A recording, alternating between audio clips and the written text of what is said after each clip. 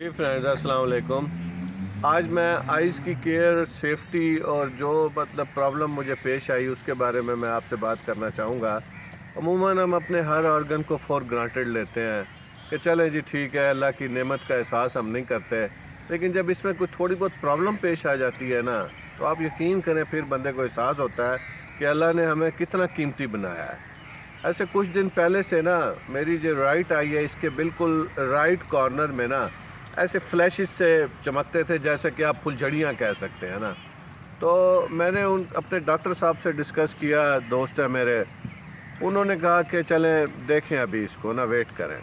लेकिन that was the alarming point. मुझे उसके ऊपर अलार्मिंग होकर एक और कहीं से कंसल्टेंसी फ़ौरन करनी चाहिए थी, क्योंकि आंखें हैं तो लाइफ है, कलर्स हैं, ज़िंदगी है, खुशियाँ हैं। तो फिर उसके कुछ दिन बाद ये होना शुरू हुआ। ये स्पार्क सिर्फ सुबह के वक्त जब मैं उठता था तो ऐसे 15-20 मिनट के लिए फ्लैश होते थे, उसके बाद फिर पूरा दिन क्लियर हो जाता था। फिर एक दिन मैं ऐसे संडे वाले दिन बैठा था तो ऐसे जैसे गोल सा बाल की तरह का रिंग नहीं होता, वो ऐसे मेरी आई में मूव करना शुरू हुआ। तो दैट वाज, उसके ऊपर मैं बहुत क्रिटिकल हुआ। मैंने कहा नहीं, ये अब जो है ना कोई सीवियर किस्म की प्रॉब्लम जनरेट हो रही है एंड मुझे इसको देखना चाहिए। तो बहरहाल वहाँ से फिर सिलसिला शुरू हुआ, जिसके अंदर मैंने मुख्तलिफ़ तरह की कंसल्टेंसी की। तो प्रॉब्लम ये निकला, जो कंसल्टेंसी मैंने की मुख्तलिफ़ डॉक्टर से, स्पेशलिस्टों से, उन्होंने कहा जी आपकी जो आई साइट का पर्दा है ना, जिसके ऊपर, जिसे रेटिना कहते हैं, उसके ऊपर जो है ना स्क्रैचेस आ रहे हैं या वो डैमेज होना शुरू हो रहा है कॉर्नर से।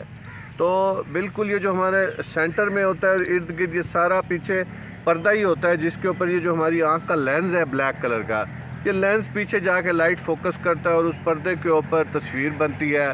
फिर उस पर्दे के अंदर एक जाल बिछा हुआ है खून की नालियों का। वो सेंसर्स हैं एक तरह के, वो सेंसर्स फिर हमारे ब्रेन तक इंफॉर्मेशन लेके जाते हैं। तो ये पर्दा ही हमें सेंसिटिविटी का एहसास दिलाता है। ये फिर जो ब्रेन को इंफॉर्मेशन भेजता है, ब्रेन उसके मुताबिक फिर आगे अपना लाएअमल डिसाइड करता है। जैसा कि मसलन अगर आप किसी जानवर को देख रहे हैं, किसी कुत्ते को देख रहे हैं या बिल्ली को देख रहे हैं, तो ये आंखों का पर्दा आगे इंफॉर्मेशन ट्रैवल कर देता है कि मुझे इस तरह की एक चीज़ नज़र आ रही है। फिर ये ब्रेन हमारे डिटेक्ट करता है कि ये डॉग है, कुत्ता है, इससे हमें ख़तरा हो सकता है, ये बिल्ली है, ये सेफ़ है, या ये परिंदा है कोई, या इससे हमें, तो वो ब्रेन फिर उस लिहाज से अपनी बाकी आगे की फ्यूचर की स्ट्रेटजी डिसाइड करता है। तो ये आगे का लेंस चेंज हो जाते हैं। ये हमारी जो आई का जो हिस्सा हमें नज़र आ रहा है, इसके ये भी इम्पॉर्टेंट है, क्रिटिकल है, लेकिन ये इसकी रिप्लेसमेंट है। आपका लेंस भी चेंज हो सकता है, कोई डैमेज शैमेज हो गया है, उसको भी स्टिचिंग करके रिपेयर हो जाती है।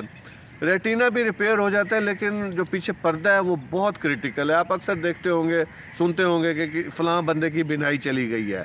उसका मेन मसला यही होता है कि उसका पर्दा बिल्कुल अचानक ब्लैक हो जाता है, उसके ऊपर किसी किस्म की तस्वीरें बनना रोशनी की मदद से ख़त्म हो जाती हैं। अभी कल परसों एक दोस्त इसी तरह का जिक्र कर रहे थे कि एक दोस्त है, उनकी बेटी का यही मसला हुआ कि उसके बिल्कुल रेटिना जो है ना डेड हो गए हैं, ब्लैक हो गए हैं, अचानक ऐन जवानी में उसे नज़र आना ख़त्म हो गया है। तो बड़ी कीमती चीज़ें हैं आँखें।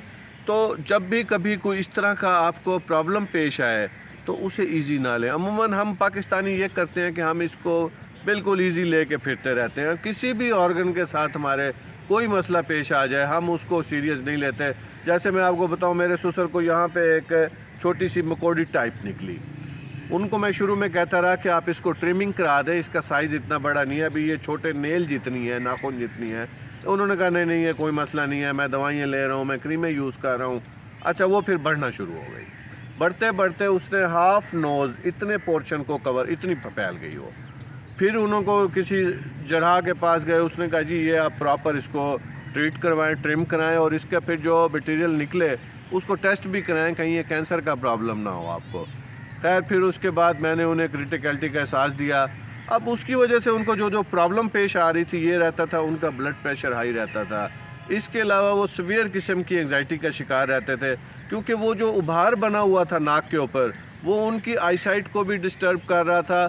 और जब आई साइट डिस्टर्ब होती है तो नेचुरली आदमी थोड़ा सा चिड़चिड़ा और थोड़ा गुस्सेपन का शिकार होता है। ये पर्सनली इस आँख के प्रॉब्लम में मैंने भी फील किया है। बहरहाल फिर उन्होंने उसकी ट्रिमिंग कराई। अब अल्लाह के फजल से बिल्कुल उनके हाइपरटेंशन भी नहीं रहते اور ان کا بلڈ پریشر کا مسئلہ بھی ریزالو ہو گیا ہے، اور اس کے علاوہ وہ بڑے کول اینڈ کام رہتے ہیں۔